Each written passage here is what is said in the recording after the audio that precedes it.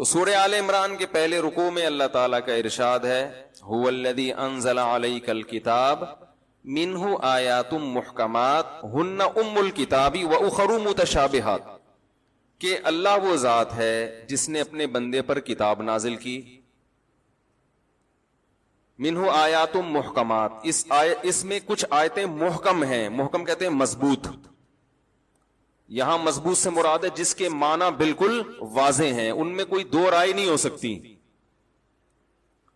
ہن ام الکتاب، وہ کتاب کی اصل ہیں، ام کہتے ہیں عربی میں ماں کو، وہ کتاب کی کیا ہے؟ اصل۔ وَأُخَرُ مُتَشَابِهَاتٌ، کچھ آیتیں ایسی ہیں جو متشابہ ہیں، یعنی اس میں انسان پر اشتباہ پیدا ہوتا ہے کہ اس کا مطلب کیا ہے۔ فَأَمَّا الَّذِينَ آمَنُوا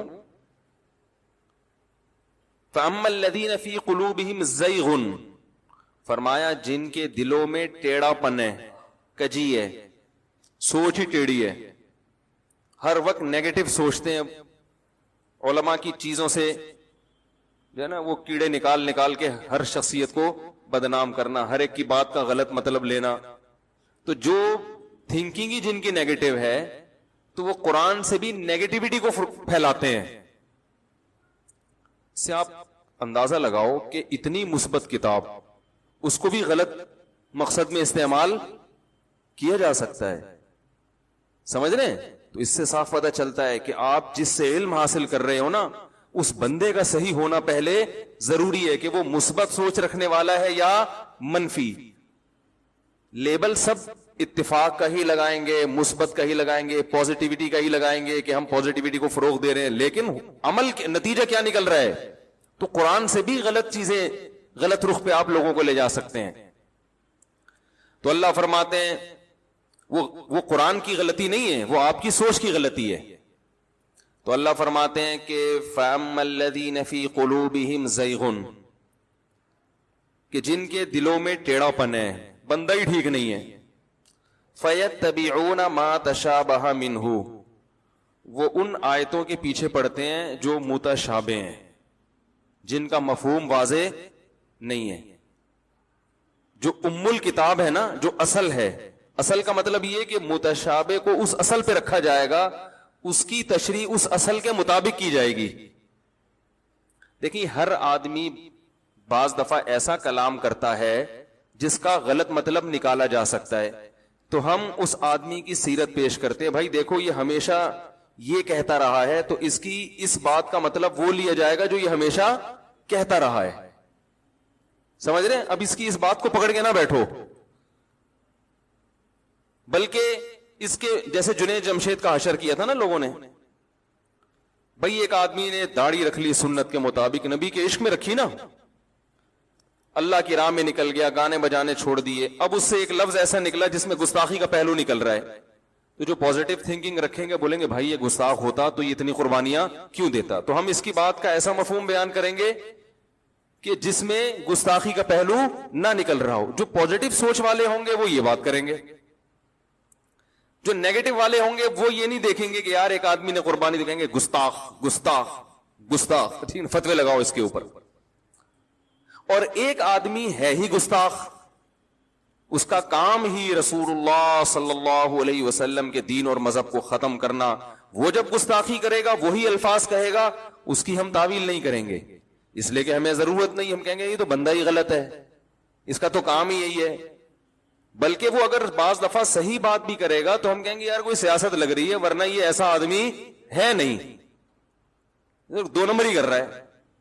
ایک سے کسی نے پوچھا انٹرویو میں کہ تم صحابہ کو برا کہتے ہو؟ انہوں نے کہا نہیں نہیں، ہم تو سب صحابہ کو مانتے ہیں، لیکن آہستہ سے بولا کہ ہمارے ہاں صحابہ کی ڈیفینیشن تھوڑی مختلف ہے، تو یہ کر کے آگے نکل لیے۔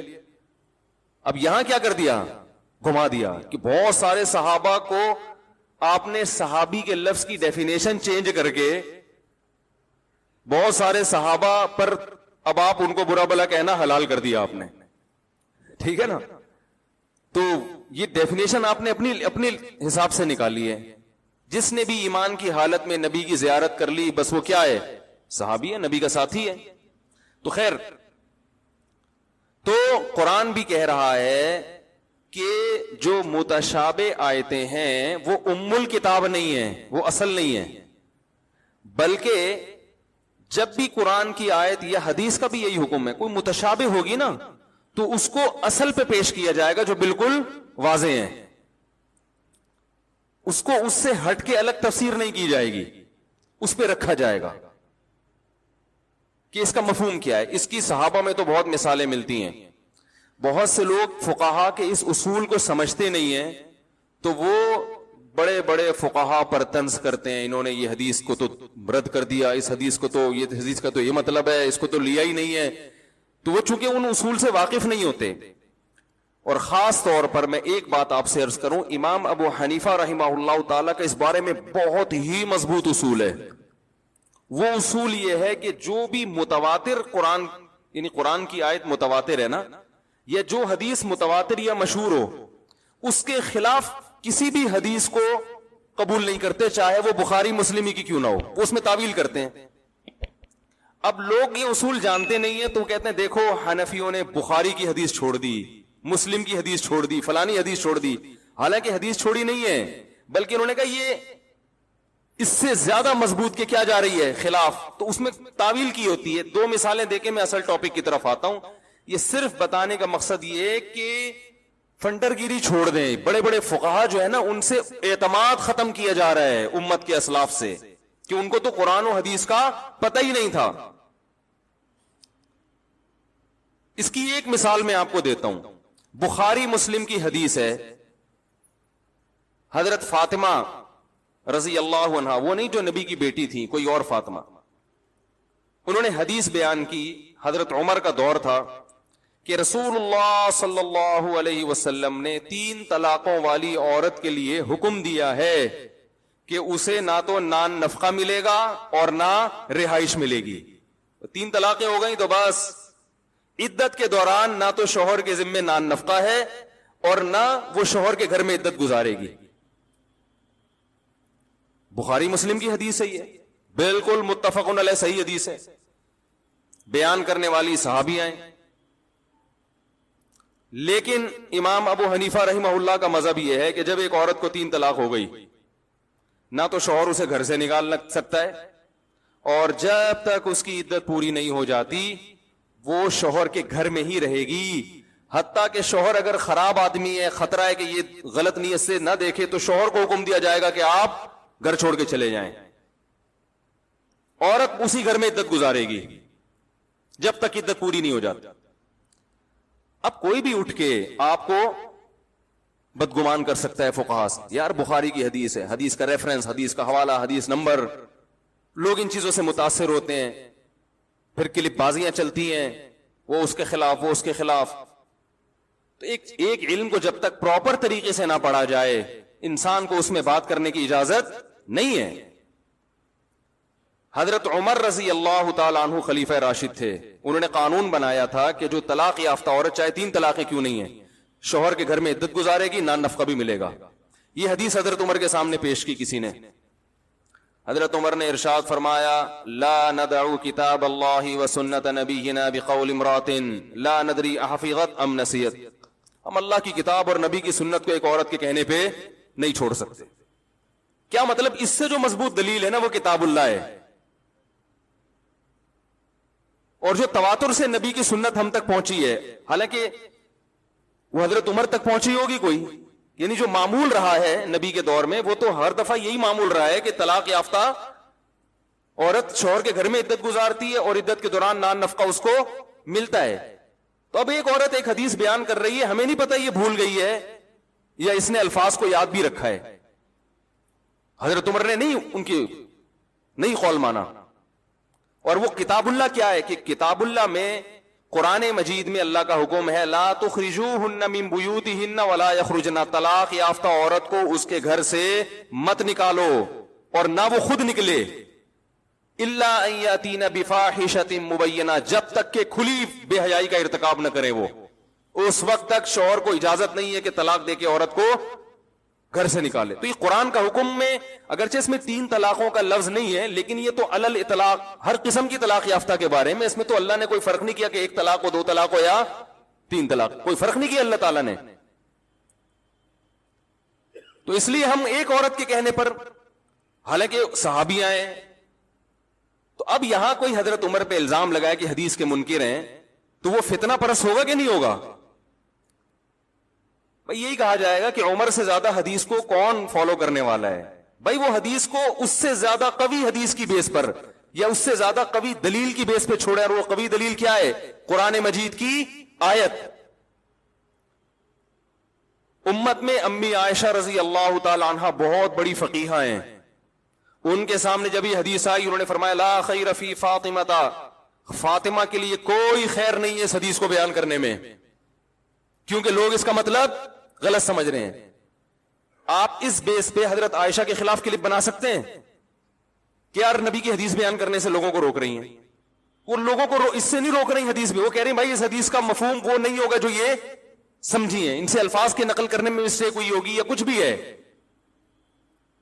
تو علماء نے اس حدیث کے دو مطلب بیان کیے ہیں کہ اصل میں یہ ہوا کہ حضرت قرآن نے کہا ہے نا کہ عورت فاحشہ مبینہ کا ارتکاب کرے، اور فاحشہ مبینہ میں بعض دفعہ زنا بھی داخل ہوتا ہے، بعض دفعہ بد اخلاقی، کہ مرد عورت کی بد اخلاقی سے اتنا تنگ آ چکا ہوتا ہے، اتنی چرب زبان ہوتی ہے وہ، کہ اس بد اخلاقی کے ان میں خطرہ یہ ہوتا ہے کہ یہ عدت میرے گھر میں بھی آرام سے اس دوران بہت کچھ کر جائے گی ہے، ٹھیک ہے نا، اس کی زبان سے بہت تکلیف ہو۔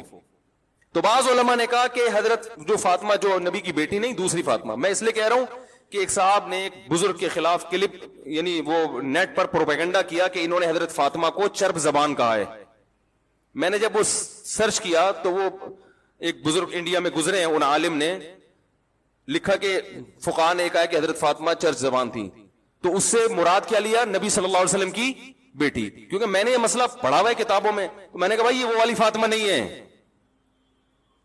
تو نیٹ پہ بہت گند ہو رہا ہے، علماء پہ کیچڑ اچھالے جا رہے ہیں، میں تو بار بار چیلنج کرتا ہوں میں تو بس سامنے بٹھاؤ، ٹھیک ہے نا، سامنے بیٹھ کے بات کریں گے تو دودھ کا دودھ، لوگ سامنے بیٹھنے کے لیے تیار ہی نہیں ہوتے، اور پھر وہ کرتے رہتے ہیں کہ دلائل میں آپ کے طاقت نہیں ہے، آپ کے دلائل ایسے ہی ہے، آپ مسلک پرست ہیں، پھینکتے رہو، پھر بیٹھ گئے کچھ کا کچھ بناتے رہو بیٹھ گئے۔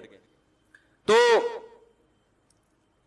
حضرت عائشہ رضی اللہ تعالیٰ عنہ نے فرمایا، یہ سب صحیح حدیث بخاری مسلم کی روایتیں جو میں آپ کے سامنے پیش کر رہا ہوں، حضرت فاطمہ نے فرمایا، حضرت عائشہ نے فرمایا فاطمہ کے لیے اس حدیث کو بیان کرنے میں خیر نہیں ہے۔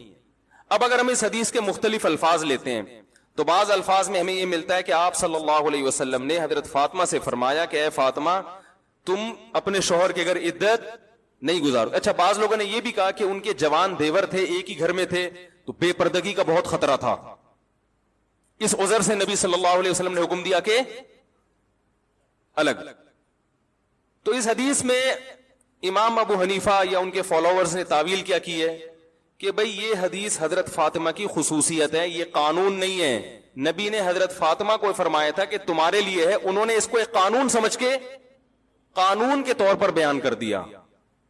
اب اس حدیث میں ہمیں مختلف الفاظ ملتے ہیں، ایک بعض راوی یوں بیان کرتے ہیں کہ نبی نے حضرت فاطمہ سے فرمایا کہ تم اپنے شوہر کے گھر عدت بھی نہیں گزارو گی، نان نفقہ بھی نہیں ہے، اور بعض روایتوں میں آتا ہے وہ بھی صحیح سند سے ہیں کہ نبی نے 3 طلاقوں والی عورت کے لیے فرمایا کہ نہ اس کو نان نفقہ ملے گا نہ رہائش ملے گی۔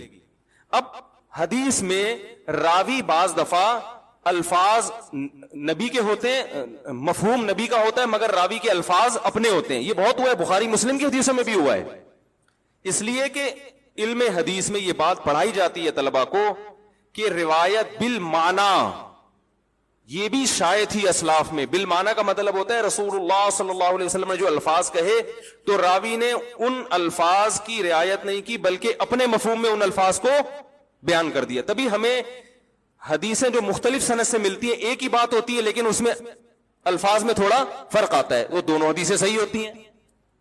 سمجھ میں آ رہی ہے بات؟ جبکہ قرآن کی ورڈنگ میں الفاظ بھی اللہ کے ہیں اور معنی تو ہے ہی، اس لیے وہ بہت مضبوط ہے، اس میں تو لفظ بھی دائیں بائیں نہیں ہوا۔ تو حدیث مضبوط ہے مگر قرآن سے زیادہ مضبوط نہیں ہے، اس لیے جو امام و حنیفہ خاص طور پر اس معاملے میں بہت حساس ہیں، کہتے ہیں قرآن کی جو نص ہوگی اس کے مقابلے میں خبر واحد چاہے وہ کتنی ہی مضبوط حدیث کیوں نہ ہو، جب تک کہ تواتر تک نہ پہنچ جائے یا حد شہرت تک نہ پہنچ جائے، اس وقت تک اس حدیث کے ظاہری معنی کو جو قرآن کے ظاہر کے خلاف ہوں گے قبول نہیں کیا جائے گا. تو حدیث رد کرنا مقصد نہیں ہے بلکہ قرآن کے ظاہر کو فالو کرنا, کیونکہ حدیث میں روایت بالمعنی ہے, روایت بالمعنی بھی ہوئی ہے کہ میننگ اپنے اس میں بیان کر دی.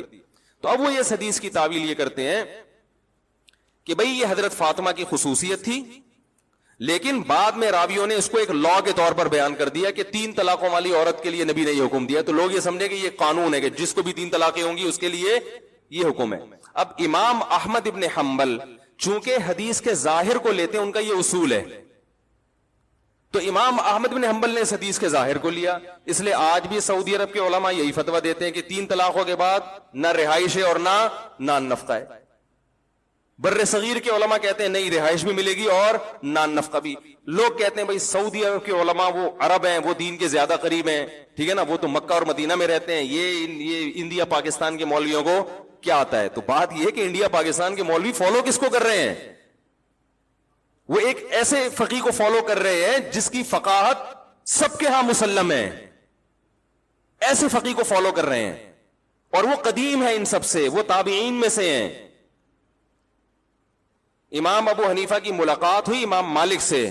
پہلے امام مالک امام ابو حنیفہ سے بہت بدگمان تھے, اس لیے بدگمان تھے کہ وہ کیونکہ ان کا مسلک بسا اوقات حدیث کے ظاہر کے خلاف جا رہا ہوتا ہے, حدیث کے ظاہری الفاظ کے, تو اکثر لوگ بدگمان ہو جاتے تھے کہ یہ تو حدیث کو نہیں مانتے. جب امام ابو حنیفہ کی امام مالک سے ملاقات ہوئی, امام مالک نے فرمایا اللہ نے اس شخص کو ایسی صلاحیت دی ہے کہ اگر یہ پتھر کے بارے میں ثابت کرنا چاہے نا کہ یہ سونا ہے تو یہ دلائل سے ثابت کر سکتا ہے. یہ ان کی یعنی اتنی ذہانت اللہ نے اس شخص کو دی ہے. تو اس پوری تقریر کا مقصد یہ ہے کہ آپ بدگمان نہ ہوں کلپ دیکھ دیکھ کے مختلف لوگوں کے. ہر ایک کی اپنی دلیل ہوتی ہے, ہر ایک کے اپنے اصول ہوتے ہیں. امام احمد بن حنبل اور امام شافعی کا مسلک یہ ہے کہ وہ حدیث کے ظاہر کو لیتے ہیں. تبھی ہمارے جو اہل حدیث حضرات ہیں ان کی زیادہ تر چیزیں شافعیوں سے اور حنبلیوں سے میچ کرتی ہیں. سمجھ رہے ہیں نا, عرب علماء سے زیادہ بہت سی چیزوں میں, یہ ظاہری چیزوں میں ان کے قریب ہوتے ہیں. تو اس سے لوگ ٹھیک ہے وہ بھی ٹھیک مذہب ہے, ہم اس کے بھی مخالف نہیں ہیں. بعض لوگوں کا یہ اصول ہے بھائی حدیث کے ظاہر کو لے لو, لیکن بہت سے فقہا کا اس کے اپوزٹ ہے. وہ کہتے ہیں نا سب سے پہلے کیا ہے, کتاب اللہ ہے. اب جیسے ایک اور اس پہ میں آپ کو وہ ایک دلیل ایک پیش کرتا ہوں. جمہور فقہا کا مسلک یہ ہے کہ جو مرد یا عورت زنا کر لے تو اسے 100 کوڑے بھی لگائے جائیں گے اور جلا وطن بھی کیا جائے گا. اور اس بارے میں صحیح حدیث ہے, البکر بالبکری جلد 100 وتغریب عام. آپ صلی اللہ علیہ وسلم نے فرمایا جب کنوارا کنواری لڑکی سے زنا کرے گا تو 100 کوڑے لگیں گے اور ملک بدر کیا جائے گا اس کو. بالکل متفقن علیہ صحیح حدیث ہے.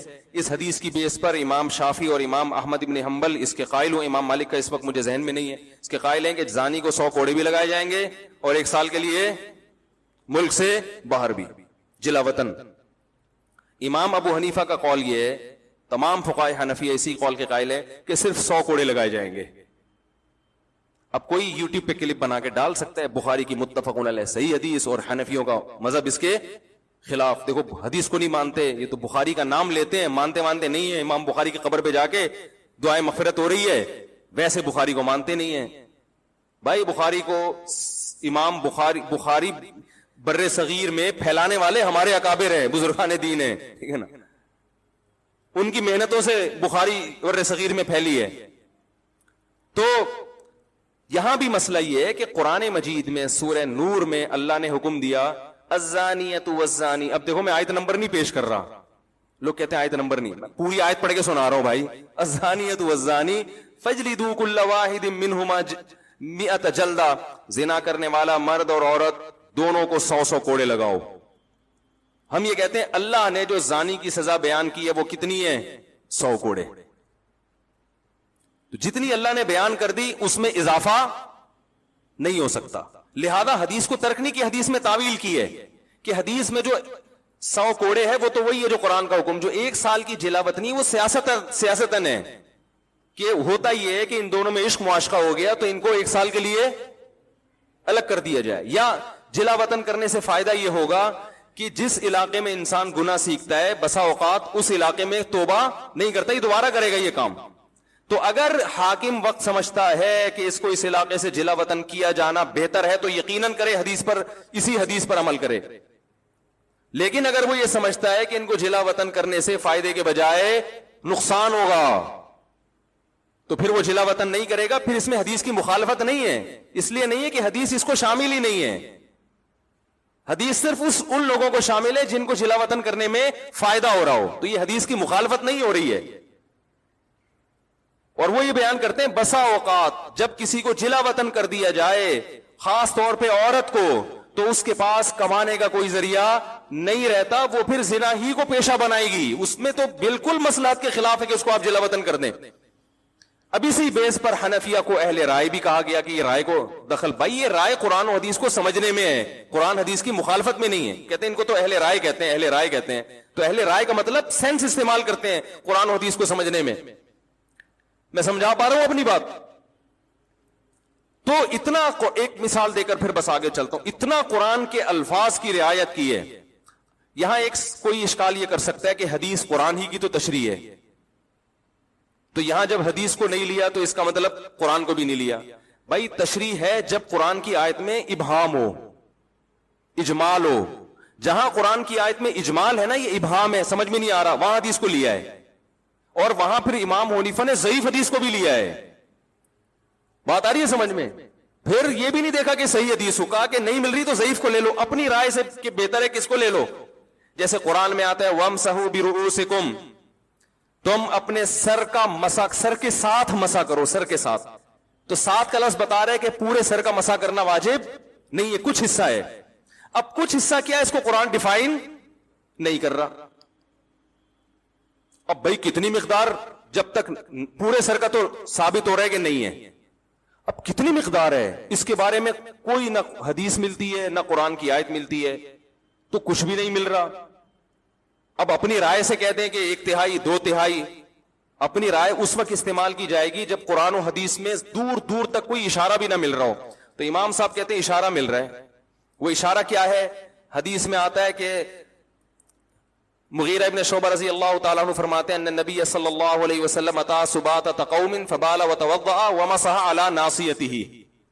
آپ صلی اللہ علیہ وسلم ایک جگہ تشریف لے گئے، وہاں آپ نے پیشاب فرمایا اور وضو کیا اور اپنی پیشانی پر مسح کیا. آپ نے کس پر مسح کیا؟ پیشانی پر. اب اس حدیث کی بیس پر امام احمد بن حنبل کہتے ہیں پگڑی اگر پیشانی پر ہو نا، وہ پگڑی بھی تھی تو یہ بھی مسح کافی ہے. اور بعض فقہاء اس کے قائل ہیں، یعنی حدیث کے ظاہر کو لیا. امام صاحب کہتے ہیں قرآن کیا کہہ رہا ہے؟ سر کا مسح ہوگا، پیشانی نہیں. تو حدیث میں انہوں نے تعویل کی کہ یہاں پیشانی سے مراد پیشانی کے بقدر، کیونکہ بعض دفعہ مضاف کو حذف کر دیا جاتا ہے کلام میں. آپ کہتے ہیں میری گاڑی پنچر ہو گئی ہے، گاڑی کا ٹائر پنچر ہوا ہوتا ہے. آپ کہتے ہیں میں 3 پلیٹیں کھا گیا، حالانکہ پلیٹیں نہیں کھائی ہوتی، پلیٹ کے اندر جو بریانی ہوتی ہے وہ کھائی ہوتی ہے، آپ نے شارٹ کٹ میں پلیٹ کو کیا کر دیا؟ حذف. تو ہم کہتے ہیں کہ راوی نے اصل میں یہ بتانا چاہ رہا تھا مقدار ناسیہ پر مسح کیا. مقدار کا لفظ راوی گول کر گیا کہ بھئی سب سمجھ جائیں گے. تو مقدار ناسیہ 1/4 بنتا ہے، تو انہوں نے کہا کم از کم 1/4 سر کا مسح کیا ہے؟ ضروری ہے. اب کوئی پاگل اٹھ کے بولے کہاں سے نکالا 1/4 مسح، کہاں سے نکالا؟ بھائی پورا تمیز سے بیٹھ کے آمنے سامنے بات کرو گے تو ہم بتائیں گے یہاں سے نکالا. صحیح ہے نا؟ ایک دفعہ میرا جماعت المسلمین سے کوئی بحث ہو رہی تھی، انہوں نے کہا یہ جو امام حنیفہ نے نکالا ہے مسئلہ حنفیوں نے کہ 1 درہم جو ہے نا، جو ہتھیلی کی کھائی، اس کے بقدر نجاست جب تک اتنی نہیں پھیلے گی تو کپڑا ناپاک نہیں ہوگا، اس سے کم نجاست کیا ہے؟ پاک ہے. 1-2 قطرے اگر پیشاب کے شلوار پہ لگ گئے تو وہ نماز ہو جائے گی. یہ کہاں سے نکالا ہے؟ اور وہ بڑا پروپیگنڈا کر رہے تھے، جماعت المسلمین کے تھے، یہ کہاں سے نکالا؟ قرآن میں تو آتا ہے وَثِيَابَكَ فَطَهِّرْ، اپنے کپڑوں کو پاک رکھیں، بار بار ہے نا قرآن میں. الطہارۃ شطر الایمان، اور لا يقبل اللہ الصلاۃ بغیر طہور، حدیث میں تو آتا ہے طہارت کے بغیر نماز قبول ہی نہیں ہوتی. اور یہ کہاں سے نکال دیا 2 قطرے پاک ہیں؟ یعنی 2 قطرے لگے ہوئے ہوں، تھوڑی سی نجاست لگی ہوئی ہو تو نماز کیا ہو جائے گی؟ ہو جائے گی. وہ بڑا پروپیگنڈا کر رہے تھے، 8-10 سال پرانی بات ہے. ہر جگہ دیکھو قرآن کے خلاف ابو حنیفہ کا مسلک. حنفی لوگ امام ابو حنیفہ کی اندھی تقلید کرتے ہیں اور قرآن حدیث کو چھوڑ دیتے ہیں. قرآن میں تو کہیں نہیں ہے.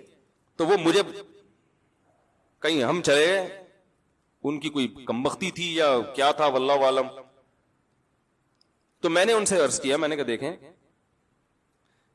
آپ قرآن میں جہاں یہ آتا ہے نا اپنے کپڑوں کو پاک رکھیں, قرآن میں یہ بھی آتا ہے ما جعل علیکم فی الدین من حرج, اللہ نے تمہارے دین میں ذرا بھی تنگی, ذرا بھی کا ترجمہ بھی جو گرامر جانتا ہے وہ کہے گا. من حرجن کا مطلب یہ نہیں کہ اللہ نے تنگی نہیں رکھی, من یہ بھی تاکید کے لیے اور تنوین بھی تقلیل کے لیے, من حرجن ذرا بھی تنگی نہیں رکھی ہے. میں نے کہا ایک حدیث. دوسری بات یہ کہ صحابہ کرام جب استنجا کیا کرتے تھے تو سب کے پاس پانی میسر نہیں تھا, ڈھیلوں سے استنجا ہوا کرتا تھا. جو لوگ پانی سے استنجا کرتے تھے قرآن نے ان کی تعریف کی ہے اس زمانے میں نا, کہ پانی سے استنجا کر رہے ہیں, قرآن نے تعریف کی, صفائی پسند لوگ ہیں. صحابہ میں اکثریت اس لیے کہ ایسے واش روم نہیں تھے, عرب میں تو پانی کا حصول بہت مشکل تھا. یہ بات تو حدیث سے ثابت ہے کہ نبی صلی اللہ علیہ وسلم نے فرمایا جو استنجا کرنا چاہتا ہے 3 ڈھیلوں سے استنجا کرے, صحیح ہے نا. تو میں نے کہا ڈھیلے سے جب استنجا کرے گا, جو حدیث سے صحیح حدیث سے ثابت ہے, جس کو آپ بھی مانتے ہو میں بھی مانتا ہوں کہ پانی سے استنجا ضروری نہیں ہے, تو ڈھیلے سے جب استنجا کرے گا تو نجاست اپنی جگہ سے مکمل صاف نہیں ہوتی. تھوڑے جب آپ نے پیشاب کیا, ڈھیلے سے استنجا کیا, تو کیا وہ جگہ سے مکمل پیشاب زائل ہو گیا ہے؟ مکمل پانی کے استعمال کیے بغیر زائل نہیں ہوتا.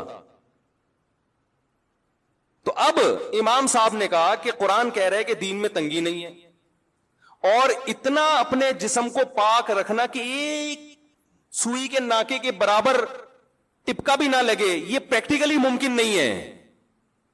آ رہی ہے سمجھ میں؟ کہیں بھی جا رہے ہوتے ہیں چھینٹیں لگ جاتی ہیں کچھ نہ کچھ. جب آپ پیشاب کرتے ہیں, جو آج کل WC کا سسٹم ہے, کیا یہ کوئی یقین سے کہہ سکتا ہے کہ 1-2 چھینٹیں بھی نہیں لگی ہوں گی؟ کچھ نہ کچھ تو ہوتا ہے. تو میں نے کہا اب وہ کچھ مقدار تو بہرحال مستثنا کرنی پڑے گی جو خاطر میں نہیں ہے.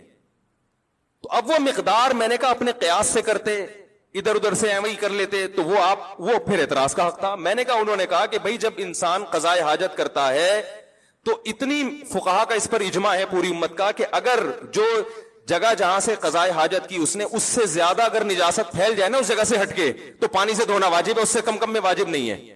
تو انہوں نے اندازہ لگایا اچھا اتنا حصہ قابل معافی ہے. اب وہ بجائے اس کے کہ اس گندی جگہ کا نام لے کے کتابوں میں لکھیں, تو نام مہذب استعمال کیا, بھائی درہم کے بقدر, یہ ہتھیلی کی گہرائی کے بقدر. اور اس کو آج ہم اپنی زبان میں کہتے ہیں 5 روپے کے سکے کے برابر جو ہے نجاست لگی ہو تو وہ کیا ہے؟ اب کوئی 5 روپے کا سکہ تو بخاری میں کہیں نہیں ہے, تو یہ پاگل ہونے کی علامت ہے آپ کے. آپ مدرسے میں بیٹھ کے پراپر علم حاصل کرو تو آپ کو 5 کے سکے بھی نظر آئیں گے اور 10 کے نوٹ بھی نظر آئیں گے انشاءاللہ. سمجھے؟ تو انہوں نے یہاں سے نکالا ہے کہ شریعت نے صرف ڈھیلے سے استنجا کافی سمجھا, حالانکہ وہ جگہ پاک نہیں ہوتی. پتہ چلا اتنی نجاست شریعت میں قابل معافی ہے. تو اس کی تعبیر مہذب انداز سے کہ بھئی ہتھیلی کی گہرائی کے بقدر, یا یہ کہ درہم اتنا سا سکہ ہوا کرتا تھا اس کے بقدر. تو میں نے کہا آپ بتا دو, اگر یہ دلیل غلط ہے تو پھر آپ بتا دو کتنی نجاست, تھوڑی نجاست معاف ہے, یہ تو پوری امت کا اجماع ہے. اور یہ تو آپ بھی جب تنہائی میں بیٹھ کے غور کرو گے نا, آپ بولو گے بھائی ایسا نہیں ہو سکتا کہ ایک چھینٹا بھی نہ پڑے, ٹھیک ہے نا. آپ بھی کہو گے یار یہ تو نہیں ہو سکتا, ناممکن ہے. تو آپ بھی کچھ نہ کچھ مقدار کو معاف کراؤ گے. میں نے کہا ہم فتویٰ اس کے خلاف دے دیتے ہیں کہ بھئی 1 درہم والی جو انہوں نے مثال دی ہے کہ 1 درہم نجاست لگ جائے تو وہ غلط ہے. تو آپ جو پھر وہ مقدار بتاؤ گے قرآن و حدیث کی روشنی میں, ہم اس پہ فتویٰ دے دیں گے انشاءاللہ. نہ آپ بتاتے ہو نہ ابو حنیفہ کے بتائے ہوئے کو صحیح قرار دیتے ہو.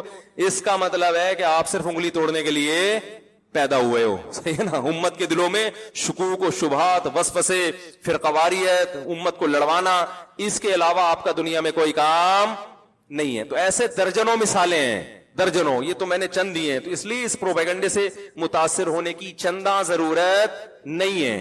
سمجھ رہے ہو, ہر فقی کا اپنا اصول ہے. سب سے پہلے قرآن کو, پھر ایک اور مثال دے کے بس آگے چلتا ہوں, جو میں اصل میں یہ تو کہیں اور سے مثال آ گئی.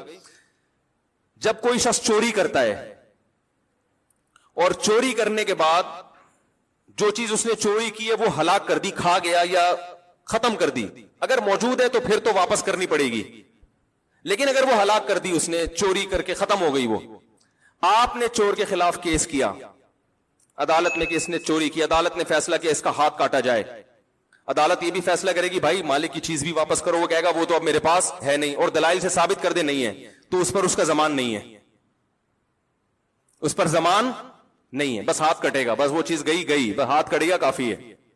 اگر رکھی ہوئی یہ چیز ہے تو واپس لا کے دو, نہیں یہ کھا گیا جیسے کھانا تھا تربوز پہ تو ہاتھ نہیں کٹتا ٹھیک ہے نا, کوئی جو ہے کوئی ایسی قیمتی چیز چوری کر لی, ہاتھ کٹ گیا, تو اب وہ چیز واپس نہیں کرے گا. وجہ اس کی قرآن کے ظاہر کو لیا ہے. قرآن کہہ رہا ہے والسارق والسارقۃ فاقطعوا ایدیہما, چوری کرنے والا مرد ہو یا عورت ان دونوں کے ہاتھ کاٹ ڈالو, جزاء بما کسبا, جو کچھ انہوں نے کیا اس کی جزا ہے یہ. تو پتا چلا جو کچھ انہوں نے کیا اس کی پوری جزا یہ ہے, اس کے علاوہ بولو بھائی بس یہی ہے. وہ کہہ رہے ہیں اس میں ہم اضافہ نہیں کر سکتے. اور بہت سارے ہیں, ہم کہتے ہیں وضو میں 4 فرض ہیں. اچھا یہ بھی ذہن میں رکھیں, بعض دفعہ یہ ہوتا ہے کہ 2 حدیثیں دونوں صحیح ہوتی ہیں, دونوں بالکل صحیح ہیں, لیکن ایک قرآن کے قریب ہوتی ہے تو اس کو لے لیا جاتا ہے, اور جو قرآن کے ظاہر کے قریب نہیں ہے اس کو ترک کر دیا جاتا ہے. تو جس کو ترک کیا جا رہا ہے اس پہ الزام لگائے جاتے ہیں یہ بخاری کی حدیث سے اس کو ترک کر لیا, ترمذی والی لی, بھائی ترمذی والی ٹھیک ہے بخاری میں نہیں ہے لیکن وہ قرآن کے زیادہ قریب ہے. تو اس کی بہت مثالیں ہیں, پھر وہ ہمارا ٹاپک رہ جائے گا, میں جلدی سے اس ٹاپک کی طرف آتا ہوں. تو میں یہ کیا عرض کر رہا تھا بھائی, متشابہات جو ہے متشابہات, اس کی اللہ نے کیا فرمایا کہ جن کے دلوں میں ٹیڑھا پن ہے وہ متشابہات کے پیچھے پڑتے ہیں. تو یہ ٹیڑھا پن جو ہے نا صرف یہ بہت لوگوں میں آج بھی ہے. جیسے اس دور میں قرآن سے ایسی آیتیں نکالتے ہیں جس کا مفہوم واضح نہیں ہے, تو حضرت قرآن نے کہا جن کا واضح نہیں ہے ان کو ان پہ پیش کرو جن کا واضح ہے.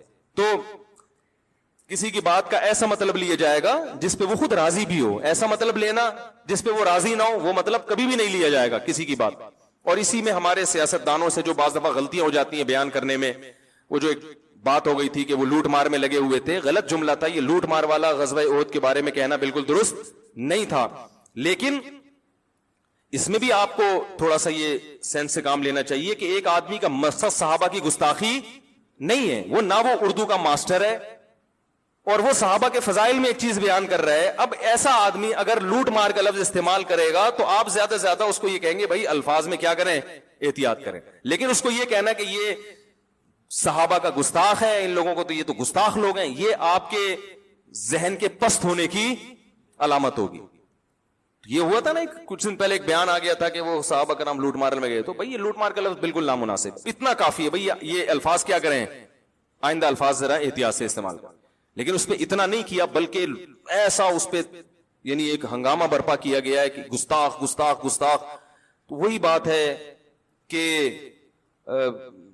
یہ مجھے تو ایسا لگتا ہے ہمارے ان جذباتی پن سے لبرل لوگوں کو طاقت مل رہی ہے. وہ یہ کہہ رہے ہیں, وہ یہ کہیں گے ان مذہبی لوگوں کو بالکل بند کر دو, یہ نہیں جینے دیں گے ہمیں, یہ کسی پہ کسی بھی وقت کوئی بھی فتویٰ لگا سکتے ہیں. تو غلط کو تو غلط ہی کہا جائے گا, لیکن جتنا غلط ہے جتنا غلط ہے اتنا کہا جائے گا, اس سے زیادہ نہیں کہا جائے گا. نبی صلی اللہ علیہ وسلم کی سیرت میں ہمیں بہت سی مثالیں ملتی ہیں. صحابی رسول نے باقاعدہ نبی کا صحابہ کا راز فاش کر کے مشرکین مکہ کو بتایا کہ آپ صلی اللہ علیہ وسلم مکہ پہ حملہ کرنے والے, حالانکہ آپ نے چھپایا ہوا تھا. حاتب ابن ابی بلتع رضی اللہ تعالیٰ عنہ غالباً راز شو کر دیا, اور اس نیت سے کہ میرے رشتہ دار کم از کم وہاں پہ محفوظ ہو جائیں. گرفتار ہو گئے, پکڑے گئے. حضرت عمر نے کہا کہ ان کی گردن اڑاتا ہوں میں, راز فاش کیا. آپ صلی اللہ علیہ وسلم نے فرمایا نا نا نا نا, دیکھو کوئی اور آدمی یہ کام کرتا آپ حکم دیتے گردن اڑاؤ. جاسوسوں کی گردنیں اڑائی آپ نے؟ فرمایا نہیں, یہ تو بدر میں شریک ہوئے ہمارے ساتھ. تو جو اگر یہ ہمارے دشمن ہوتے تو بدر میں شریک ہوتے ہمارے ساتھ ہی ہے. نہیں یاری بات میرا خیال ہے بھائی, جو بدر میں شریک ہوئے ان کی تو اللہ نے گواہی دی ہے. تو پھر آپ نے پوچھا کہ حاتب تم نے ایسا کیوں کیا؟ انہوں نے فرمایا یا رسول اللہ مجھے یقین تھا کہ اللہ فتح عطا فرمائے گا آپ کو, میری مخبری سے کچھ نہیں ہوگا, لیکن میرے کمزور رشتہ دار ہیں, میں چاہ رہا تھا یہ خبر میں لیک آؤٹ کروں گا تو مشرکین مکہ کم از کم میرے رشتہ داروں کا تھوڑا خیال کر لیں گے. آپ نے چھوڑ دیا ان کو. یہی غلطی کسی اور سے ہوتی تو آپ حدیث سے ثابت ہے کہ جاسوس کو آپ نے کیا کیا ہے؟ مخبر کو قتل کیا ہے. لیکن ان کو قتل کیوں نہیں کیا؟ بدر کا حوالہ دے کے. تو یاد رکھو میرے بھائی، کوئی سیاستدان، کوئی عالم، کوئی بھی شخصیت ممبر پہ بیٹھ کے بات کرے، اس کی زبان سے زبان لڑکھڑا گئی، الفاظ غیر شائستہ استعمال ہو گئے، تو آپ اس پہ گستاخ کا فتویٰ لگانے سے پہلے اس کے ماضی کو اٹھا کے دیکھیں آپ کہ یہ کیا فطرتاً گستاخ ہے یا اس سے غلطی سے یہ لفظ زبان سے نکل گیا ہے.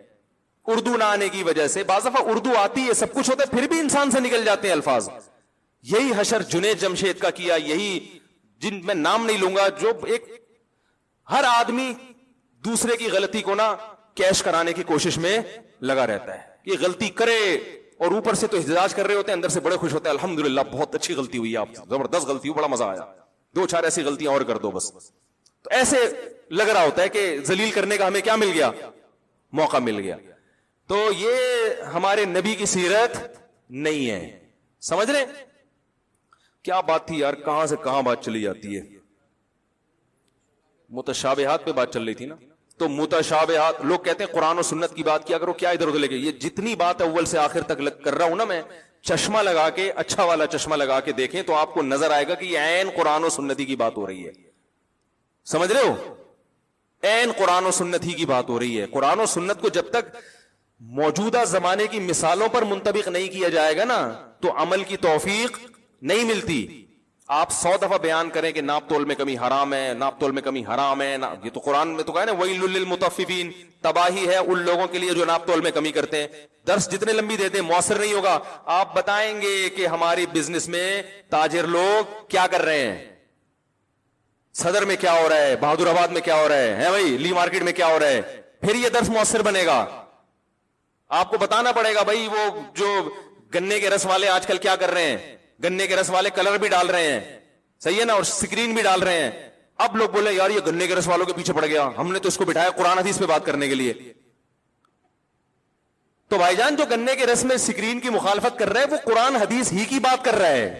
قرآن نے تو اصول ضابطے بیان کر دیے نا. علماء، اب یہ علماء کی ذمہ داری ہے کہ اس کو موجودہ حالات پر منطبق کریں. اس طرح سے غلطی ہو رہی. اب میں نے جو حدیث پیش کی حاتب ابن بلتع والی کہ اتنا بڑا ان سے جرم ہوا مگر نبی نے ان کے سابق زندگی کو دیکھ کر معاف کر دیا، فرمایا ان کی نیت غلط نہیں ہے، نیت غلط نہیں، جرم ہے بہت بڑا، کوئی اور کرتا مار دیتے. یعنی بزبان حال آپ یہی کہہ رہے ہیں ان کو نہیں ماروں گا، یہ تو اپنے آدمی ہے، یہ ان کے سابق عمل بتاتا ہے کہ یہ ایسے نہیں ہے.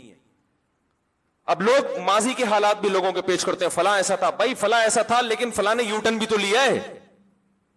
اگر اب بھی ایسا ہوتا تو پھر ایسا تھوڑی ہوتا، ٹھیک ہے نا. اب بھی ایسا ہوتا جیسا پہلے تھا تو پھر اب اس کی یہ حالات نہ ہوتے. تو بدگمانیاں بس اللہ کی پناہ ہے یار. تو اللہ نے کیا فرمایا، جو ٹیڑے پن والے لوگ ہیں وہ قرآن میں متشابہ کے پیچھے لگے رہتے ہیں، ابتغاء الفتنہ، فتنے کو تلاش کرنے کے لیے، وابتغاء تاویلی، اور اس کی تعویل تلاش کرنے کے لیے، وما یعلم تاویلہ الا اللہ، حالانکہ اس کے حقیقی معنی صرف اللہ جانتا ہے.